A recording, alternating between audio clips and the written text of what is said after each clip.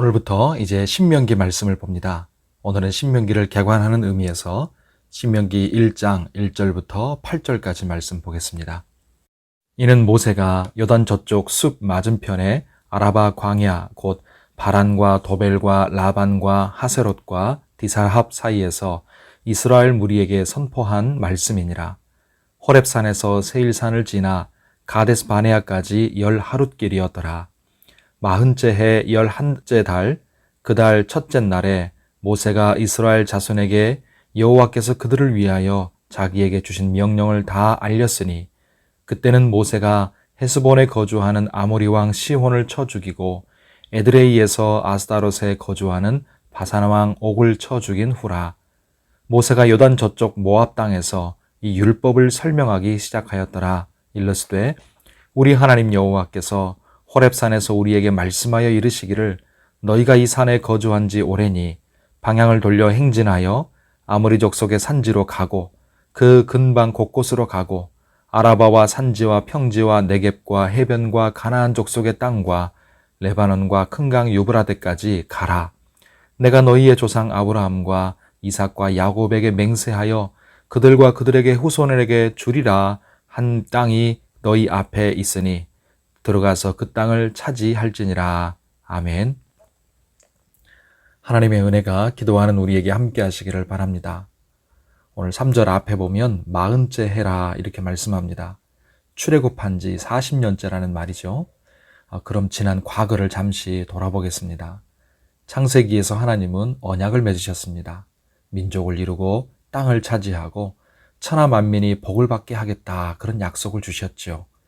출애굽기에서 이스라엘은 이제 하나님 백성으로서 민족을 이뤘고 시내산에서 법도 받았습니다. 민수기에서는 이제 그 시내산에서 출발해서 가나안 땅을 차지하러 가는 광야의 여정을 그렸습니다. 그리고 마침내 이스라엘 백성은 이제 가나안 땅 바로 앞 건너편 모압 땅까지 왔습니다. 그런데 사실 여기까지 오는 과정도 정말 순탄하지 않았습니다.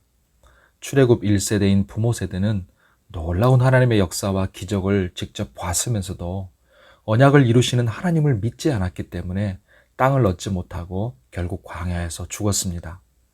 출애굽 2세대인 자녀 세대들도 때때로 하나님을 믿지 않거나 순종하지 않아서 땅을 얻지 못할 위기를 참 많이 넘겼습니다. 하나님의 은혜가 아니었다면 여기까지 올 수가 없었던 것이죠. 이제 신명기는 1세대가 다 죽고 가나안 땅을 앞에 둔 2세대에게 모세가 선포한 세 편의 설교 메시지입니다. 신명기는 되풀이할 신, 명령할 명입니다. 즉 하나님의 명령, 하나님의 계명을 되풀이해서 자세히 기록한 책 그런 뜻이지요. 3절 뒷부분에 보면 모세가 이스라엘 자손에게 여호와께서 그들을 위하여 자기에게 주신 명령을 다 알렸다 그랬습니다. 또 5절에도 보면 모세가 요단 저쪽 모압 땅에서 이 율법을 설명하기 시작하였더라 그랬습니다. 이렇게 명령과 율법을 모세가 전한 것인데 왜 모세는 하나님이 전해주셨던 명령과 율법을 다시 되풀이해서 전하고 있는 걸까요? 출애굽 때부터 함께하면서 이스라엘 백성을 이끌었던 아론과 미리암은 광야에서 이미 죽었습니다. 이제 모세도 가나안 땅에 함께 들어가지 못하고 곧 그들 뒤를 따를 예정입니다. 그러니 신명기는 모세의 고별 메시지, 어쩌면 유언과도 같은 그런 말이었던 것이죠.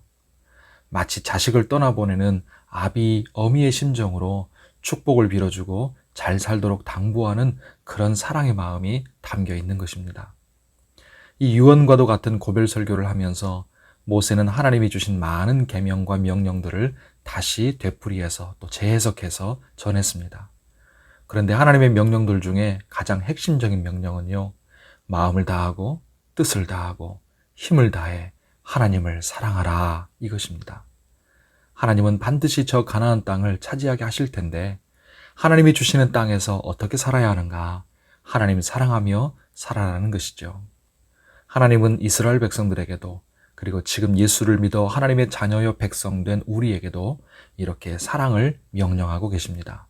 하나님을 사랑하는 것은 곧 그의 계명을 지키는 것이죠. 하나님이 우리에게 이렇게 명령하시는 이유는 하나님의 권위에 우리를 강제로 굴복시키기 위해서가 아니라 하나님의 사랑에 우리가 자발적으로 항복하기를 바라시기 때문인 것입니다. 그러므로 성경 어디를 보면서도 그래야 되지만 이 신명기를 읽으실 때 법으로 대하지 말고 사랑으로 대하시기 바랍니다. 그리고 하나님의 명령을 우리 머리로만 알지 말고 우리 마음으로, 감정으로, 우리의 삶으로 열심히 하나님을 사랑하는 성도와 교회가 다 되시기를 바랍니다. 올 주의 은혜 가운데 강건하고 평안하시기를 바랍니다. 기도하겠습니다. 하나님 아버지, 우리의 삶에 지나온 과거를 돌아보니 하나님의 은혜와 사랑의 발자취만 보입니다. 앞으로의 우리의 미래도 하나님의 은혜와 사랑이 우리와 함께 하실 것을 믿습니다.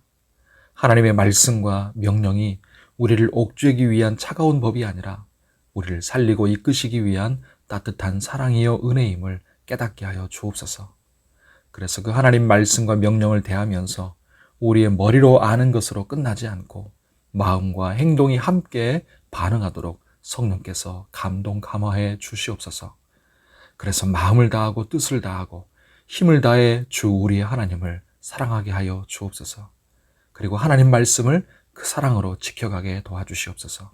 사랑으로 우리를 위해 자신을 죽기까지 낮추시고 복종하신 주님처럼 우리도 자발적으로 주의 말씀에 항복하며 복종하는 저희들 되게 하여 주시옵시고 오늘 우리를 다스려 주시옵소서. 우리 모든 성도들 영육의 건강과 안전을 지켜주시고 환우들을 붙드시고 치료하여 주시옵소서. 우리의 수고하는 것과 가정과 일터에 복을 주시고 우리 교회를 지켜 주옵소서. 간절히 기도하는 기도에 선하게 응답하실 것을 믿사오며 예수님의 이름으로 기도하옵나이다. 아멘.